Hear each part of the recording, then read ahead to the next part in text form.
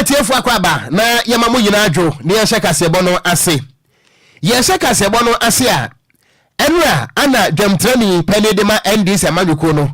Yewra Johnson esiedu enketia wonya akwanya ne nsamtrofo edi enkomo na wobra wokasa na wo kire mu se afi no enya de se sa peace agreement anase peace declaration no wonom ndc fo womondo mo sai be hyase na Ghana fo nyina enim se enfinsha na bia no se na be yasomdwe be fa no ntuma pafra na Ghana en democracy be kwaso agina nti aya na yemakwan ema NPP ni ndc no womodo mo sa ehye nkrata ase se abatuo no ayekwakoto no amanyoko ndc obi ankasa nche na titafo sada so ana MPP so enye sada se na be ya wo my Ghana somdwe no yema no enti anwea na no ana Johnson se do nkatia echire mu se 2016 wo mokosan na ye enye echire na etuato ameni pepra eyade se Ghana emperifo obi antima nka ho hwe sada so ana 2020 yekwakoto abayi enfinsha na papepelie ana yeto abayi ebeto gwa se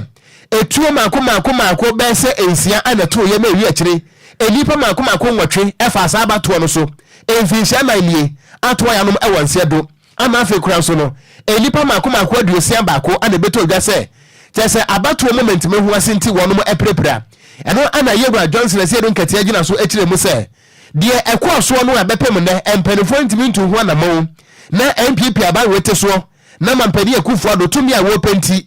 enipa mako nwotwe atimi awu ya tutuo akuwonom a wo mo ye Ghanafo na bepem ne esanse ekɔ yede ma aban no nti wonka ho hwe no ehu hia kura safi no NDC fo besemre na wo mo sado mo sakɔhye sa peaceful declaration no ase wo de toja echire mu se wo hia 2020 de na wo mo san no a na kire se civil society organizations na wo mo wom asofo empanifo na wo mo ewom sada so ana asomdwe ba tan no eye peace council for so na wo mo ewom na nyina no edi ho dance se na nka ho behia se nka bepem nei wo mo a edi bone ekum Ghana fo mako nwotwe no esese nka Ghana bra etimedi wonom nanso mampani akufo ado etimi atena se enfinsha mako ananie ama Ghana fo ade hye yeko wonom kwa yanchi obiara de na hu hia se wonom ndc amanyuko no besa asembre edo mo sasa akɔhye sankrata no ase na eno ana peace council penifo ene wo mo di emoye ba ye kire mu se sansam a NDC amanyuko no eka no ayampa na mmom wo mbehwe kwampa wo mbefa so a wonom peace council fo no wonom etine NDC amanyuko na hia na ba bia sansam no hope mesibre wono wo mo etime adiasi na ene wobra kane mampani John Dramani Mahama wo kopie mu e wo framantam ahinkro ho mu no na wone party ma ekasa na wo kire mu ese sansam no a Yewra Johnson ase edu nkatia aka no na kwa so ano no na mmom enokra ne se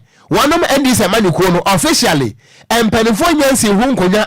emu aye se sa peace declaration no won besane anase wo mo ensan na mmom enye se wo beyi ne chairman ama de waka no de ewumpa efri se ye beto aba na nipa nwotwe Ghana fo bewuo na yanchi wo biada no de na Yewra Johnson se do nkatia wo di ka de na mmom no afa na party no ekotema se ese nkonya na ebusa se ye besan anase yensan emunsam akane mampani John Dramani Mahama wode atoga elie. I read the statement made by our chairman this morning, and even though it is not a decision that we have sat and taken, I can understand the position he's coming from. He's talking about justice and saying that we should not glorify just signing a peace pact without acting to make sure that peace exists. Because when we sign a peace pact and people gun down 8 of our compatriots and nobody cares, no investigation is taking, no compensation is being, then what was the use of signing the peace pact? And so I can understand where he's coming from. But of course, we haven't sat and taken a definite decision on that. But I do think that those who normally clamor about signing peace pact, getting us to go to Movenpick Hotel, serve small chops and drinks, and then we think that just by signing that paper, everything is going to be okay. He's telling them that everything will not be okay unless we go further than just the signature on the peace pact. So I think that's the message he's sending. Eni ayeti ye aye Frank Ocran Nhyiraba NDC amanyuko no eye mampani dada John Dramani Mahama ano de sansem boy akotodwa e wo fra mantam mu ye to akase bono so ane ye bonfenwura mu e wo MPP amanyuko no mu na kasamafo e de ma MPP amanyuko no mekire jezene running mate abedi akire no eye fifi buafo wakase akire mi se o mampani dada John Dramani Mahama ababontia bekasa kyerem say Dr. Maitopoku Prempe ye bona mna na ka ne say napo o kyerem say papa we pa dia homaso adwe ene ahantan adwa ne sei o kyerem say nyasem kuma kran na na fifi bo afo kyerem say dabi o mampenda da John Dramani Mahama uni nyina so obi a betimi ede wunsa esi ubo people aka say Dr. Maitopoku Prempe no o yobi aya homaso na wo kyerem say dia kranti ena wo o mampenda da John Dramani Mahama abegyina so aka kasa nsem we a o kyerem say ni frama sem na de kyerem Dr. Maitopoku Prempe na mpenda da John Dramani Mahama egase le okyerem say Ghana fo be kai a ejesa ne kita won sabo so na to so nkro na bibia manyo ko mode kopie mu asante matemu na wonom pa wonom Frank Atunia be de che Dr. Maitopoku Prempe hontoma na Dr. Ayyaje Dr. Napo ebegyina bonte so na be ka kire Ghana fo nyina say mo kwame nkroma ne mpo ye ka amamuo pa atwem o man Ghana mu a se nipa wa bɔ no mode pa so mampani a ono kura mpo otumi fa ne ho eteto Ghana mampani na adan kwa Kufuado Ghana fo tin nsem we pen Ghana fo kokko pa no mkyem se Napo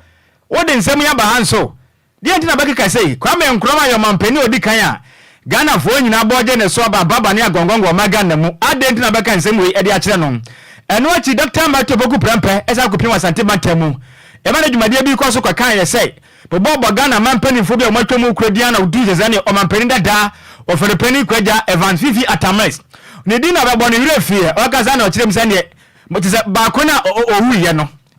o ka sa mwe pa ena so mampende da John Dramani Mahama se Napo and one sand wade na ba habio en se me na keka kan na wonim se obi kura mpo wu yan kan na sira sambone afiri se won hwede ya na ensama toato abatoato wo fie ti anama waka no enya de ye kura na na Fifi bo afya kasamafo e de ba Napo no kyerem se tapi o mampende da John Dramani Mahama uhu bra bia wabo o man Ghana mu eni se twa bia watwa to wenti ene Ghana fo mfa so a wobeka se Napo nim ka senti sansa ma Napo beka yempo no o de jazani e chopa ka se de Ghana fo nyina bo made agye dia tum ti ene ukojina simple kaka kan sensem we dia na o kyerem se nya de ye kura fi so o kyerem se mampende da John Dramani Mahama o ma betena so bi wa mo bra bia ne senti e be yakon tum na mo de pema yoko no enko so emu Ghana e fa nko bo sha asase so o je men semso fo kasa ye emu enkyeremu nie. Certainly, Mr. Mahama is not a model for template language. Is it the same John Mahama who referred to our chains like our boys? Is it the same John Mahama who referred to Martin Amidu Senior as stupid? Is it the same John Mahama who called people baloney? Certainly, he is not a model for template language. But yes, as human, there may be times you get something wrong. It is for you to do an assessment and then realize that what you did was either wrong or right and correct your ways. Dr. Prempe said something about our former president. He realized that what he said did not go down well. He issued a statement. Beyond that, the chief of Enquires came out to say that they wish that he'll come over, apologize in person. He went to Enquires, apologized, and said that, well, he did not mean what he said. That is someone who admits that he's human, and when he gets something wrong, he will apologize. Not a person when he gets something wrong, he will say that the people who are asking questions about what he has said, probably their understanding or their level of education is not the standard of him to appreciate the things he's saying. So certainly, if we're talking about someone who shows respect, someone who is not arrogant, the model obviously is not our former president, John Mahama. Well, it's interesting to realize that the former president, who is a presidential candidate, is rather spending time talking about a running mate instead of talking about the flag bearer or the presidential candidate of the eni awuti ye aya kasamafo edema Frank Atuni ebedeche edema MPP amayoko no Fifi Boafo nene na wote ye no yentu akase ebo so na yemumura mu ewo ensam foforo mu a na yegyina mu na emrase badwani a wote abaanwa so emo Pro East eye Dr. Kwamda Donko wode atodwa kyerem se enema bi ekoso ewo Ghana yenwumasua mu a eho banwa se Ghana fo nyina yetwa yani ekofefiri se entwa yie kura wo kyerem se Ghana ha se obi wo hono mu a wo tertiary ubusan se wo yeden was me year graduate program na ukwanda benda beya was media me no weekends obi onso was me kwanda nwumre ana wo kyerem se ye wo program bi wo hono mu a masters program na sa masters program no wo bi no adwada ekwapi fiada ekra sa de memene da eke ho na wo de also kwona na adwo nko na nwumre no how many hours ana lecture no obenya time de ama wonte ba ne sa no a wadwe ya wo se wasua de na so na se wo de wo to wo mo ekọ Monday ekopim Friday no a wo no wansua hwe ebenya chi na ya the certificate ahya wonsem na sa certificate no so wontimi fanya hwe and into one day we tell them say braso sasa ade no Ghana fo nyina yakɔ achi ne yafa apaso ne yatwam say ewei edifiri enwumasuam every say e ba ne sa no a ade no nipa ne se wasua ne brofo kasem no wo se eye substandard na je say enhyeda eni nyina so ne ahode papa bia no a enipa no ebetimi aboa no e wa ne ntetia wo so wakɔgye ye no emu and into one day we tell mu a sa ade no ehu hia na se obi se wo ye masters program a ye ma ne nko no full time enye weekend ana afi so no anadwo bia every say ebe hwe kire nipa no wansu ahwe de osu ayo so a what the hwe so a enye ye. We have a marketing program, a full-time program of 1 year, and then you have a part-time, because there's no way an evening program can be full-time. There's no way a weekend program can be full-time. And yet we have evening programs, weekend programs of the same duration 1 year. Something must suffer. The essence of education, particularly graduate education, is not just the lectures, but the seminars, the interaction of students coming from various backgrounds. These are the things that make a university program, especially a graduate program, rich. And here it is a Emrashe Bedwania, what ya Benya so de ma woman for near this year. One of Ewo Pro East, Dr. Kwamra Donko, Anna Martin and Kana, and Wachino, Anna Watchemo essay. What shall I be Bremhan Moa? Woman, you know, and him say Ghana, dear, a bang Monsieur Moya, Benepa Papa, and Winter Asamoah working. And who a year Ghana Education Service. Sadanso ana Ministry of Education ana afa kwanso no enimo ya no eya Ghana Tertiary Education Commission eya GTech no wo montena se no mo mfa nkwa adwendwenem efiri se saade no egu Ghana nimu ase papa ewo wiase nyina nimu a se obi eya masters program a was media mekona na dwonko a mekona weekends was emu ya hatu esine sebio Roma for handkerchief and also munsam enie. I am worried because Ghana is uniquely positioned in the West African sub-region to be the educational hub, to attract students from across the sub-region and also contribute to national revenue and the growth of our GDP. But if we bastardize the quality, we will lose that unique position. I therefore call on the Ghana Tertiary Education Commission, the Ministry of Education, and government as a whole to take a second look at this money-making machine that we are introducing to our universities. Any ayeti ye Dr. Kwabena Donko, wano ano ye Emrashe Bedwani, Emma womanfo ne adesia wonom Ewo Pro East.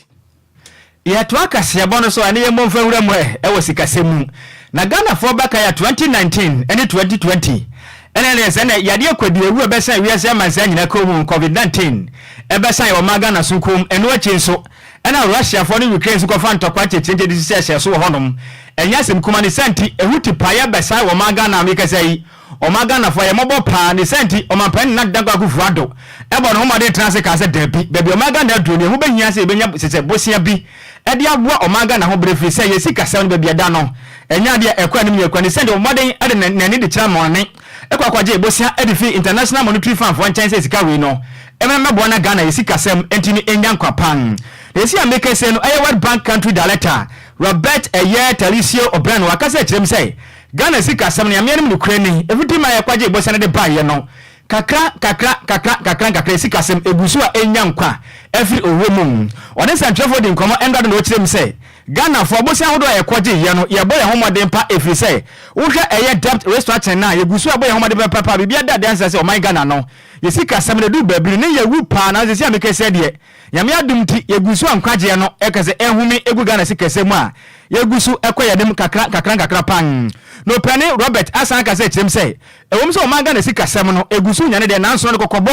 de ma o my Ghana mpanifo say ye ma ye ni na wafri say sika sem na ye sore no say ye ma ye homode ankoso a anyina ye nanso ne atoto ne ma ye bedu baabi no ebetimi akwaje ensrepene patakunti sebe ebetimi aboa na Ghana sika sem a yesi ameke say no ene magusu akwa nim kakra nkra ne ma ye homode say ne ma pa bia ebetimi agu akwam na timi aboa na o Ghana sika sem etimi akwa na nim apunto mu no ye ma homode atoto ne ma ntimi mu na o Ghana yesi sika sem a yesi ameke say no egusu enya na enya nkwa no ne ma ntimi kwaye pa emfa me betimi abo my Ghana baabi ya no bo cha sa ne sonso yatimi akwa kodi so country director Edma World Bank Robert Talisio Bomaden ene santrafo edin komo emu echiremu enie. I think what we have definitely seen is Ghana has made steady progress toward macroeconomic stabilization and is on the road to recovery. And at the same time, there's more to do. So let me just take a few specific points there. In terms of the very good progress that's been made thus far, inflation has been reduced, so it's on a declining path, and it needs to keep declining. It's still too high, but good progress is being made, thanks in part to the policy position of the government. A second thing that we're very positive on has been all of the progress on the debt restructuring. This is obviously a critical reform area for the country. So Ghana implemented the domestic debt restructuring. Enuati ena daleta Edimak Ejechizenie country daleta Edima World Bank opinion dindi Robert Talisio osaka say chirem say edu pempen so ba uzina mampeni fa Okogyeabour ya Okogyeabour ne ba pe ne a churches kan dia ma ono ho sa no mu di sika no ebodwe wo manimu o chirem say sika na mampeni fa Okogye ntiti no maga na de no to sere aban na memu onyina say mo homode sika no mfa nso mbotom emfa mbodwe free say sika ne ya bosia nti so mo nyu na mo di sika ni se no mbom se to no mo di sika we dia o ma Ghana ya so betima ya sepandi o de futo ni kokobo dem o ma Ghana ene ye na kan for eno so mu enchire mu ni. If we find that there is a misuse of funds, we will ask for the funds to be reimbursed. Well, that's an issue for the government to work through. We have our systems, the government has its own systems, and but we take this extremely seriously. So fiduciary management and control is a top priority for us. We don't sanction governments, we do sanction private firms. So if we find a firm that's engaging in corruption, we will sanction them. And you can see on our website the list of firms each year that's sanctioned by the World Bank out of our Washington office. But in terms of corruption, it happens in every country, even my own country. There are instances of corruption. I think the question is, how do you deal with it? Address it? Do you then pursue justice? Any awuti ye aya World Bank country director Robert Talisio Ocran nene ena wote ye no yentu akasiabo no so na yenko yanimu abomode so do message no ebehia yen ewo Facebook no eso DLFM 106.9 ya beje black nkan ni nyina so ade amawa akasiabo no emu ade sano manam yentu so na yenko ensamfufuro mu a ene Ghana Police Service wonom wo honom a no mote kokoko ane yesi yes hwan ya brem na wonom ebie pro no ana kire se Vice President Edema International Police Relations ye twantiasa Interpol wopania wojire mu Edema Africa nyina ne dey at the Assistant Inspector General of Police retired Gaba Baba Umar wono anabowre mu na wowre mu na wo kire se Police IGP Dr. George Kufu Dampare adwuma de waye bi papa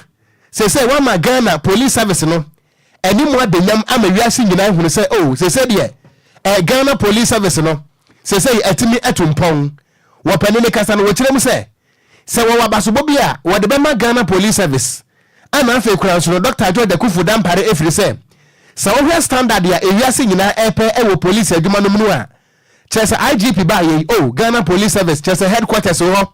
senior police force ye omodwuma ana afa kura mpro wo hwe Ghana ye contribution ewo Interpol adwuma no mu a wokirem na chese Ghana Police Service no atimi akwani mu papa wokirem se wo hwe Interpol omodwuma wo moye no a Ghana dwumadi a wo modie ene wonom contribution no ekon kane amawiase nyina hunu se ampa se Ghana Police Service no ekọ animu eno nti wabone nsem papa ade ama Ghana Police Service se de wo mo ye de wo mo nkoso anye efiri se dwumadi a wo modie ewo Ghana hanom no ewiase nyina hunu se ampa se de Ghana Police Service no akọ animu weno aye asamda Vice President Edema International Police Relations Interpol aye representative for Africa Assistant Inspector General of Police retired Gaba Baba Umar wadi atu edwa na busuasem wenti yenkwa homa so na yenkwo nkosu ade ekakra na ewomsa Ghana yati Interpol na adiso ekwakwaje no se yeka Interpol kura no a wo mudwumadie ankasa enisan ewo ewiase nyina ne so eba police adwuma wo mo edie no a na yensaka police officer ba ko a bibinti yentimi emfa ne din ene na identity entodwa yene no ene ho nkomo ekakra yewura asomdwen kan wo asomdwen kan so minia yewura ba bia onam bia no ehoboko de oba bia da Roma o de acheye yɛda nyankopɔn ase papa anwumre de DLFM ya moadwo akɔ abana ya ba won kyerɛ sɛ ya ba besua de Ghana foate edie anase brofo a ye bɔ ne sɛ Interpol ye International Police Relations wadaroma emodi nso nkyerɛ yɛn ye ka Interpol no a omo ye hefo a adwuma bɛ no omo ye wadaroma yo mini abema me da ase me chia watiefo adwumre nyina nso so ye ka sɛ Interpol a aye fotokasa na ewo twikasa mu no apekere sɛ ayonkofa a eda abambofo a omo wiata na nyina entem na nkyire mu na ne sɛ ye ka sɛ Interpol na sɛ obi edi bɔne efi ɔman bi so na wagwane akwakotra ɔman bi so no ye wo saa abambofo yi a abambofo no akɔhwɛ saa kuro no so aye IGP Osratani anase Interior Minister wo na omna di nkita ho akyerɛ sɛ onua bi edi bɔne afi ɔman so na yenya ne nteɛ sɛ waba ba hye kuro yi so enti yɛpɛ sɛ yɛbɛfa no na yɛde ne ba yɛmanum na emra no obegira no na twɛ nyinti a abɔne so sɛ ma na sɛ bɔne a wadie no ɛkɔba ne saa enti na ubisa Interpol a adwuma baako a ɛda yɛ ne aman nyinaa ayɔnkofa polisifoɔ no ana abambɔfoɔ ntem no ɛno enti yɛwrɛ sɛ bia yɛte Ghana ha yi na sɛ bia obi adi bɔne na wanya kwan abiti immigration na bia wakwa akwahye baby te sɛ bia Germany anase aman bia no a yebetima bodi we wiase ɛno no sɛ bia Ghana Police Service enya bia details anase information sɛ bia nipa no wodi bɔne wɔ Ghana no wadwane akwahye Germany a mo betro in the form of letter enkrata anase mo betu nipa ana every hano mo akwa Germany akwachi nipa no ede no aba modus anase modus operandi no etesen their mode of operation etesen me da ase ana medical catcher Interpol no ayonkofa ada wiase afa na nyina enti so ni kono adi sa bone no I say yema Interior Minister wo amanone ho no no ene IGP wo ha enso befre afi yei Interior Minister wo ha no na enkita ho a beba omuntamu no a police for the din ene na shenso de ene kuro ana bɔne a wadwane akɔhye mu no omu bedi enkita ho ɛwɔ hɔ ama saa ɔman ne so asraafoɔ no ana abamɔfoɔ no ahwehwɛ no na sɛ ɔmo sa ka no a sɛnea ɛnɛ abɛɛfo mfidie so asi abɛyi na kyerɛ sɛ ɔmo de afa abɛɛfo mfidie no so ama polisi saa hene aso ate sɛ ampa munipa no a mɔde abrɛ sɛ wadi anyinam asɛm a wadwane abada hye ha no mo no yasraafoɔ na yababɔfoɔ no abɔ mɔden ahwehwɛ mu a ɛde wɔn so atete afoɔ ma ma mu sɛ ampa nipa no wɔ ha nti yɛnsa aka no nti ɛkwan bɛn so ɛna yɛmfa no mmra sɛ yɛdi nkita wɔ soɔ no sɛ ɔmo bɛma nipa no ɛhɔ kuro no mu hɔfoɔ no abamɔfoɔ no akɔkɔfa n'aba ana sɛ Interior Minister any IGP a ɔwɔ ɔmo ayi mu abɛsoma asraafoɔ wɔ ha ana abamɔfoɔ wɔ ha na ɔmo akɔfa n'aba ɛno nso ɛyɛ adeɛ baako a ɛwɔ hɔ ɛyɛ akwanya mmienu okay bia ɛhɔfoɔ no ade de bɛba ananse bia yɛbɛsoma police for afiri ase yɛsi wɔ Iraq nti mo nkɔnkɔgye ne mfa ne mra ba yɛwrɛ mame musa o sɛ bia nipa no kwado na yɛde abɔ no no bia wogina so ehu nti wadwane akɔhyɛ baabi no sɛ yɛkɔfa no de ne ba Ghana ha na sɛ bia Ghana mra no hwehwɛ mu ani sɛ o Kwame Apia ananse ama brefi asam ne ehwe mu kura no wu nifo eno ne ye jana menesi Ghana anase enipa no besa akoni ntiri a ho na ebo sa aka no frese na onye ready se wo ba Ghana mo na mko fund ne bae yeah me da say one who say ye ka bibi say suspect is not a crime asam ne bae na ye boldin ye nyawo say betoto wa no oman no abefaw asi oman na awo so no de waba ya betoto wa no ya ye hwehwemu fiko ama ya hu say afobie area ni ho son ye jaw na wasa ko 106.9 na no na che magen kakra se bia ekwan no ayefo aso no wo say fa sa akwan no so ade no yede eko na ankoye awonjawonchu ameda ono ane man ana oman no free so no aba no ankoye mentime ho ase ewo omunte three se ko ba se bia hwehwemu ne nyina ba wieye na yese me Okogyeabour menifo a esese ekwan ya Ghana ban enam so be fa me no wo se twa me plane ticket ma me na me sa ko ba bia na me di medwuma sa pepepe energy enti na kire se yewra mi jawa mo akọ bet na kire se se yete se bia obi edi bone na bia wadwane mpo akọ se Nigeria kura no a Ghana Police Service no eni to me se wono mbe cross border akọ Nigeria kwachi nipa no wabra Nigeria by enya we say aposifo afri Ghana ba Nigeria e ba bechi obi enunti na yese ye wo international police relations sabio untimi nko ohin bi efie enkoche na hin kwa anase odisi bi adwane akotoa ohin bi a untimi mo raho piridi ajike petitia me so ansana amana adwaire akona na ho okay na wabo amane sa pepepe entina chechiremu no sanete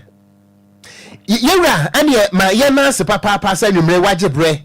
na woni wo man adwuma anwume no si akase bo e wo DLFM so edi nkomo na bibia ni a yesua de pa ye besa ba wonche biem me da se na nka mo ho no madwuma pa moye yenso ye da se papa papa se wo so wagebre ama ye ne yetiefo nti ebusua wo pani a ye ne no atwetwe nkomo yi wo ye police ni na Kofi Kwadwo kankama de ewo baabia ne krepa nti entimi mfa ne di nyadan entu dwa eno ano no a enti Interpol no me kura kan na me nhyɛ da nti ne mabiase wa ben pa afede wa kyerem hwenkyerem odi aba na osia de mu ada ho that's right enti etiefo ni nyina nso obi ana onti bi da no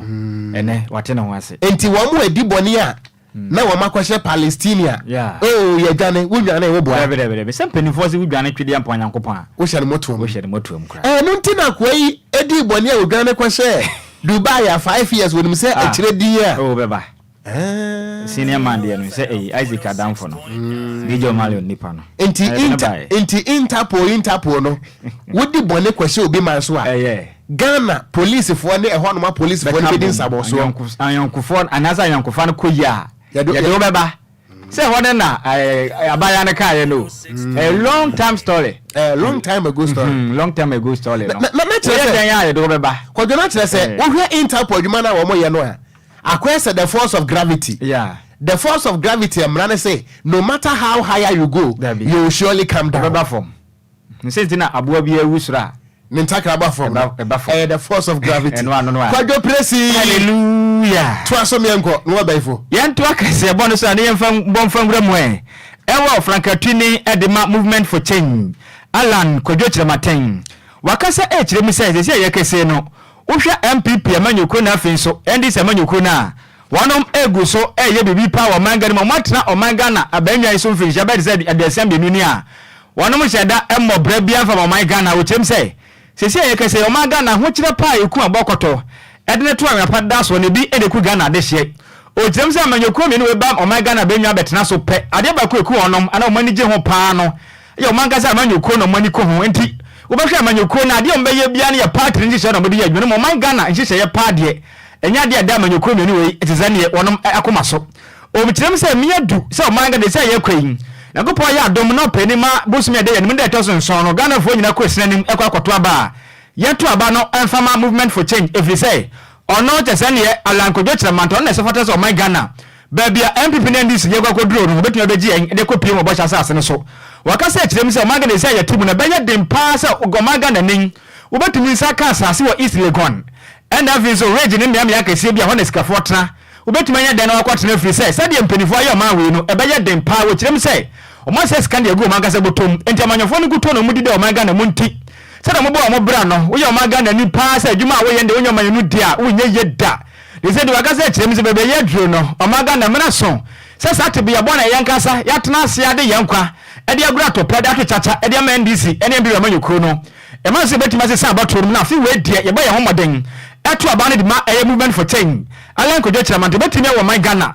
me ahodo ene ze ha ahodo a MPP NDC de agu yeso no yetuma se say ho ne aboa wo my Ghana punto etimi akoso de moman ojemani central for kasaye emu etremune. Now, unless we have a dedicated mortgage financing company in this country, there is no chance for any young person ever to own a home. But the truth of the matter is that our brothers and sisters who are outside this country, when they tell you that they have a house, you know, it's a mortgage, 30-year mortgage. Nobody puts down fiscal cash like we do. And like the Soto said, everybody wants to start a house and you build, you can never complete it, you complete it in 10 years. It doesn't make any sense. It's just a policy. Government supports the establishment, not government establishing it, but providing incentives for private sector operators to establish mortgage financing companies in Ghana. 30-year loans, as long as you have a paycheck, that's all you need. As long as you have a paycheck. And this is specifically designed also to support affordable housing. So if you want to go and live in the precious area in Accra, obviously this is not for you.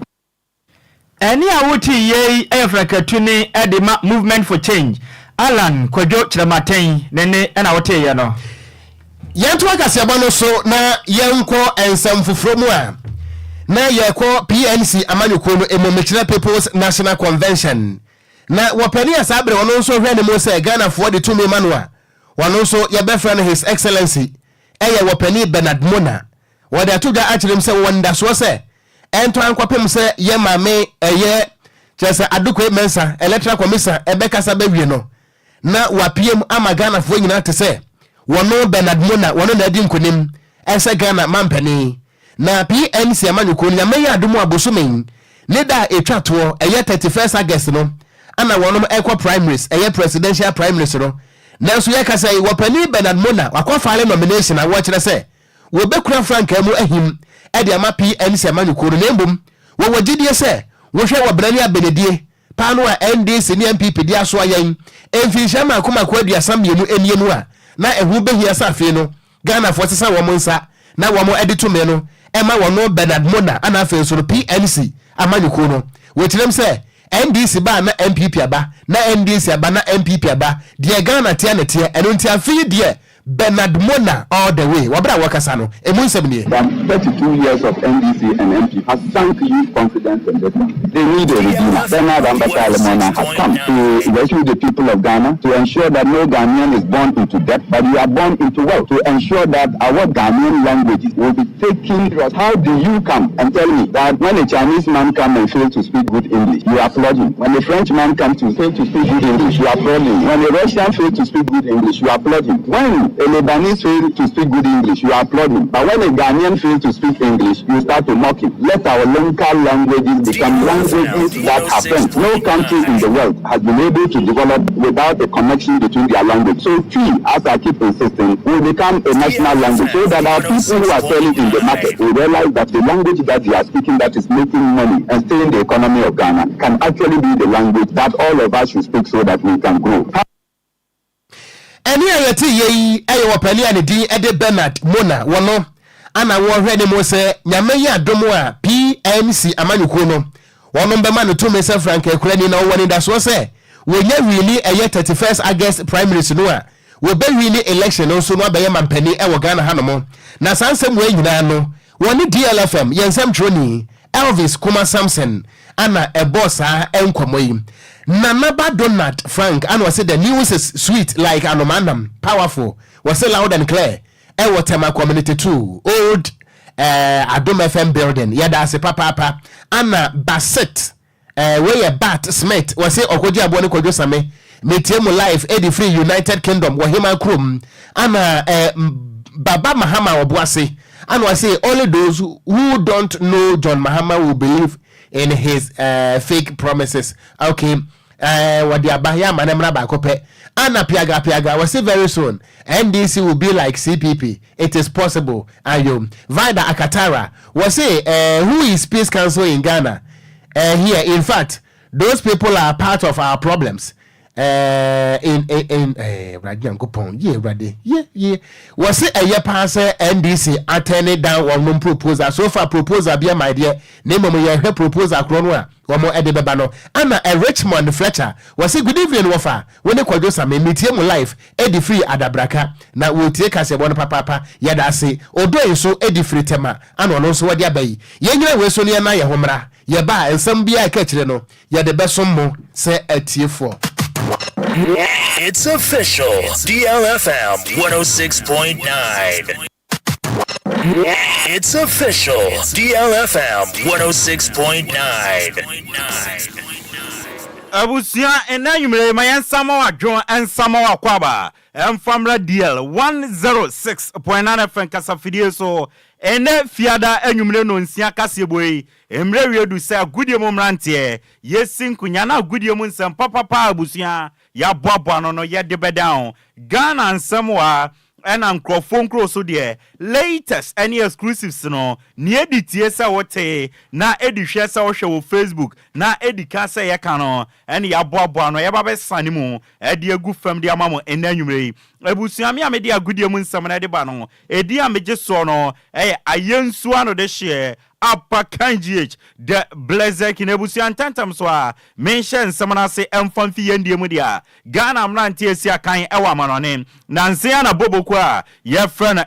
Brighton and Wolf Albion omuremu ewa Denmark Nordjylland akache Ekosane Blasters of Ghana player ye friend Ibrahim Osman na omode na kopiem ewo loan ewo Dutch Eredivisie de maboboko a ye friend Feyenoord na Ibrahim Osman akasa or say Feyenoord team no a good team one of the biggest clubs Albania ewo Netherlands na a right team for the development. Good for me in my development. I think we were right place for it was surprising for them.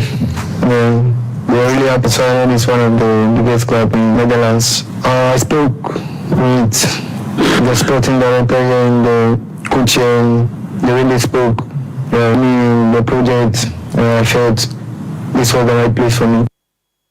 Ibrahim Osman, new player Edema Bobokura, ye friend Feyenoord, and Wakasa Waten and Kano, na Ghana clubs mienum, and Ejina Yanemo Afi, Ewo Africa, Summer Test 1996, Echo Champions League. Prelims first leg, Omani Victoria FC, FI Cameroon, and Ebo Kwesiada, and a Confederation Cup no,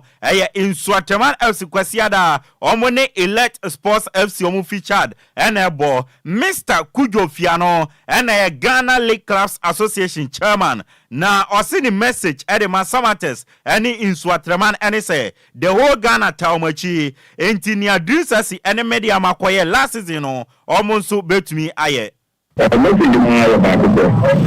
Ghana for the ignorant which is one part of it. They have accounts they are dreams they are moving they are moving Ghana for the nation. They have the capacity they are dreams by so much more. Mr. Kujo Fiano and a Ghana League Clubs Association ye twanitia e friend Gaka ono no ye penia oda ano clubs na Ghana nyina no ono ena omukuo no oda no na watene nka no Ebenezer Akwa player Edema Samates 1996 ose kwasiada game omone Victoria United FC ebebono omo underrated boboku a ye friend Victoria United esan said this is the first time omo kwa Africa into omo dia show mu team so opponent bi omo ne bebono ma omo underrated no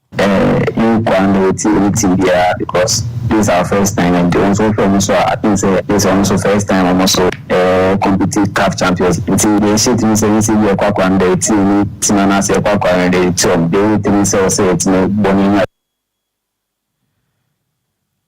Ebeneza Akwa enebusia wate nenkano na wa insanfo from no takwa tie ne park no enena official unveiling no any inauguration handover no ekos boboku a ye friend no Samates ana boboku e friend media marada omone boboku a ye friend kotoko ena ebo inauguration game no na mena okasiera studio no na 0-0 obia enhye na Anthony Bafo ena ye Professional Footballers Association of Ghana PFAG no ono ye president oda no na ose from Enquires wapiem ewo takwa a inauguration e koso no okwakohwe bi na wa witness a fantastic and beautiful stadium Go First Ghana see Ediama Takwaman ose obebo Go First abaso se ometumesi stadium fefefese. Ladies and gentlemen, I'm here at the T&A Park in Takwa. So I have to come all the way from Accra to Takwa to see such a fantastic, beautiful football stadium. Kudos to Goldfields, really to support the community here in Takwa. Anthony Bafo, former Ghana player in a Professional Footballers Association of Ghana. Ono eno ye penio dano eno watene nkano. Francis Akwafo, aka Totti, a former player Edema Asante Kotoko, or a guy brutal, open one of the former players Ocran Nhyiraba, a Francis Akwafo, aka Totti, ne won fe brutal, was also a guy. Na wakasa, or sisi nya ye babe komuno, ma obi amfa pressure, emfantu Kotoko team so, se omunko ji leg. Na oma amfa pressure and two team so ebema boys no enya dream fine pressure bi amom so na omo de akobo ewini games enti according to Akwafo Totti no o season ya eba be kon kotokofo mamo mfa pressure se mu kwaji league no the man ya adwese be league no unya less unya less obitimi agia one year enye yawa oji so a surprise ba enye ye ma ye confidence and I say ye didi se be league no ma from 91 players no sa time quality. Francis Akwafo aka Totti etwanen Samsono enodi tuga say recruitment afi kotokwaye no better than their last season omoye no essence afi recruitment no omo the experience and matured players and the about team no you say best last year the best is say we no mabo mature and asanya foreigners amuni bo ne bokakra into better and best last season there no some Francis Akwafo aka Totti and Watenenka George Kennedy a former player Edema Kotoko or say is better late than never and Crawford kikase da ne se Adakojachi ye and yanya or say his Royal Majesty o tumfo say to tosmi no asantene akasobe no the right time na ni or say Adakojachi no se omu ye wia e be left Kotoko image no e di akọ high. Bible say bibi awo no pray na sabo ba so ko se jawo no ma ya no sisi no ndiye ndimi kaza so ngo ba do membra no na aso na ya man pia o nana so wa start this project no ebe bo papa na ni na ni kotokodi ebe match George Kennedy, former Kotoko player and Watinenka, Dr. Nyawota Makro, a board member, Edema Hasselfolk, or say Hasselfolk, share some best sign best players, na Matase player and Ifigana, and Ofiamono, in Yanis and Monimono, Wasro, or say has a put things in place for the next 5 years about a performance and a standard or Ghana and Africa, Hasselfolk, Ebekonenim, or or see Hasselfolk project no mo no a long-term project and to supporters no munya botre. Our interest will be only the best. This question of saying the person must be a Ghanaian, that should not be the objective. The best. So if the best comes from Japan or Kenya, okay. When you have the best in your hands, the products will come out very good. And I can tell you all these things have been put in place. In the next 5 years, you won't believe the start. Dr. Nyawota Makro and Abusia Watinenka, Prince Tego, a former player Edema Heart of Folk. Now, Prince Tego Akasa Edia for Hasselfolk, or management and a board no, or see in the Hasselfolk management and a board na a wono, a Kamia say, Omunim Yomoye, has our former players bebria, and come to me a chuma ben timno, send a bear ombe to menem rantiana casa, no me kuamu bobo, now so, or my nigretis are legends no, and omodem clophobia mope, and a rani timno, na oni yenuanom 3FM, and edin como yentia Prince Tego. The problem we are having is because of the most of the management board that we have now. I think most of them don't really know what they are doing. Because when a team like Hasselfolk, you have so many legends, that have played in the club. The young boys saying the legends around the team will motivate them because they have done it before. So whenever they say something, the boys are going to listen. Prince Tego at one insam so and order to just say current has management and a board no. Adiaba kwa meja ye ha team no scouting or see ankane no na has good scouting team almost scouting even beyond Accra the good players about team no including ono na sadia ne ye jaye ano na Hasselfolk. And I think the secondly to our scouting is a problem because where Accra Hasselfolk find me before I joined to do what I did. This generation is, the team, let me put it, the board are not doing that, you understand? Because those times they cast their net round to make sure they get players not only in Accra. Prince Tego, former player, Edema Heart of Folk and Awatinen, Kanabusia, Yamoni to Ewa Manonia, Lexeno, officially Ashasie, na La Liga no, and then you 1 game air coso, and now 2 games rather, and about Edikan Ashasie, Yabon 90 minutes, Celta Vigo Ashemiano, Deportivo Alaves, Atimubakon, Eguso Ecoso 90 minutes, and Yabo, and about 7:30, Las Palmas, and Bobo Kwefeni Sevilla, Ebebo English Premier League, no, officially, and then you may Ashasie, a bonon so our Old Trafford, no, Manchester United, any Fulham, and the Bebueni na Man U, omo first 11 no, any Fulham dia no, Yamosonian sorry dia, Eric Ten Hag, manager, Eddie Man U, ne first starting 11 for this season, say that goalkeeper no, Andrew Onana, Ubenya Diego Darot, or bo as a right back, and a Nuzel Mazuri, bo as a left back, Harry Maguire, and Lutaro Martinez, and Abrante, your friend Martinez rather,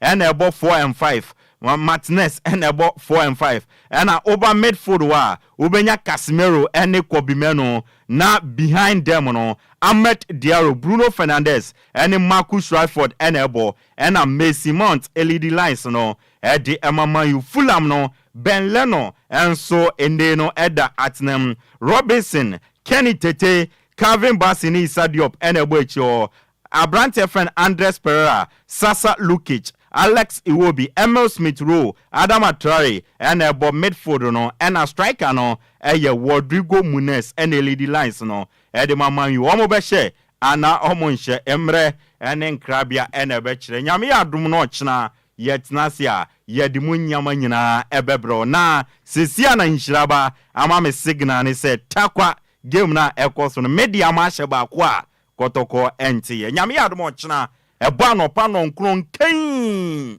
shiayen sa ko se dumie no bebo ne the DL Power Sports na bebro nti ochina anopa no nkron kosi dumienu hia yen wo DLFM kasafidie so na yemfa DL Power Sports no emfa mbro ne aka echi bia na yebeboaboa no na ye de abrabusu ame amede agudie mu nsam no e de ba e dia meje so no e ayensu ano de hye apakanjich the Blizzard kebusu agudie mu nsam no ye de asi DLFM 106.9. It's official. DLFM 106.9. Yentu asomfri ha na yene Ghana foni nkomo ewo sofa no eso na ebusuya nkomo ne nyina no ene se country director Edema World Bank wade afutu ama Ghana fo mpenimfo se besia no se mo de Ghana fo di bedi a mo nyusu ni ye mo hwe na mo ani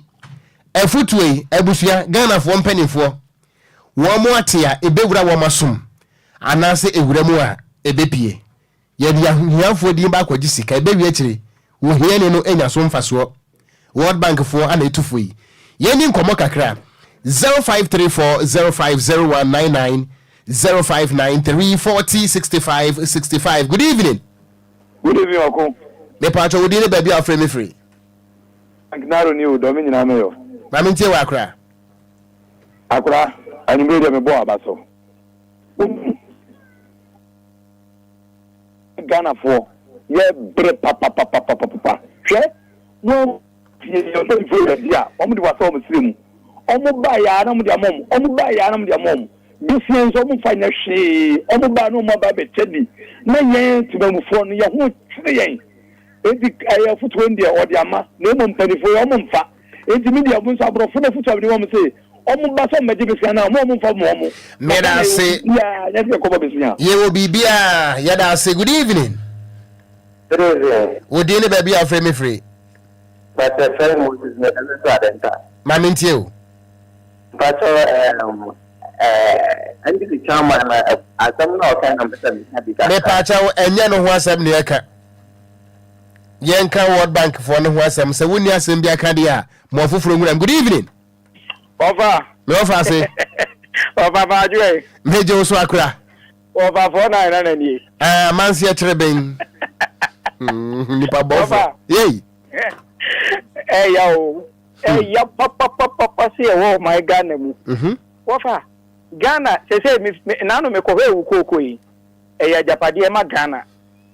Ye wo boxside e wo Ghana. 106.9. Ye wo timber e wo Ghana. Che se oduma nkuma chedie bia edi yedie ema o eba oman mu wofa ye wo bi wo oman mu. Ensu ye nam ni yehu abega ye lalasula lasta. Yen seke sike ya ye ba ne mpenifo dia wasa o muslim ukoka ye so huna no po wofa eneda ho yo te se enye ye nkwala ya ye wo fom yi ne ye kan esuru ho ena omoka omudi omuni ne omudia omobeni mudia omobeni amansi epe mre wofa mbedi ani o aya me pacho ye bre no nti wo ye me last call. Good evening. Even offer. Me offer asbeni. Offer comfort sorry, me pick fan. Mpacho ma menti o ante kone. Edi me propone kanu. Me eso me se. E komo betumi aje super se. Ye penyi ku be ba okukuro mo. So be obusia omo mawa be te. Emse odi mawa mo fa benye chi wa Ghana. Obudu ko siesi o manka tukasa obo na ye Ghana for comedy di e na so ye di no de ko di sikano me mo ma obiam. Okay, ye da se papa ye ntime mfa afrefo no ebie mo mfa ncha ye bre no aso esese so madwumade foforo eto aso DJ Omarion de ko Facebook no so akenkanfo nso mienu edia meje so ye Gangster Katia meeting kura woko Okogyeabour Ocran Nhyiraba Kwadwo Sammy osofu penia engosra edwabe noko mesare so ntia kese enkoma the Church of Pentecost Old Fadama district no and afi our outgoing district pastor no Hayford insia yatimo wa wofase enrenja kese pa enkomfa enti wo kwan o mo de na wuram wo northern region ma ko to no ho ko de nchena ohia enti ya so stay tuned. The Yale News.